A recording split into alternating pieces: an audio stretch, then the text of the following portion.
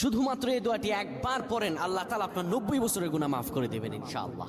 আপনার 90 বছরের গুনাহ মাফ হয়ে যাবে যদি মাত্র এই দোয়াটি যদি একবার পড়তে পারেন। আপনার ভাগ্য খুলে যাবে, রিজিকে বরকত আসবে, মনের ন্যাক আশা পূরণ হবে, আল্লাহ আপনার সব দোয়া কবুল করে দিবেন। সুবহানাল্লাহি ওয়া বিহামদি। এত ফজিলত, এই দোয়াটা আপনারা শেয়ার করে দিবেন। এই যুবকেরা, আমল না করেও সওয়াব পাবা। তোমার একটি শেয়ারে, একটা বাটনে প্রেস করে তুমি সওয়াব পেয়ে যাবা। কারণ তুমি আমল না করো, অন্য কেউ যদি তোমার শেয়ারের বদৌলতে আমল করে, সওয়াব তুমি পেয়ে যাবা। নবীজির হাদিস।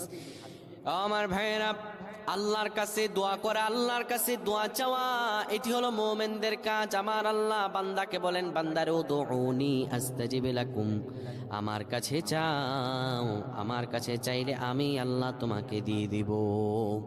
কেউ যদি একবারে দোয়াটি পড়তে পারে, দোয়াটি হলো রব্বি ইন্নী যালামতু নাফসি ফাগফিরলি।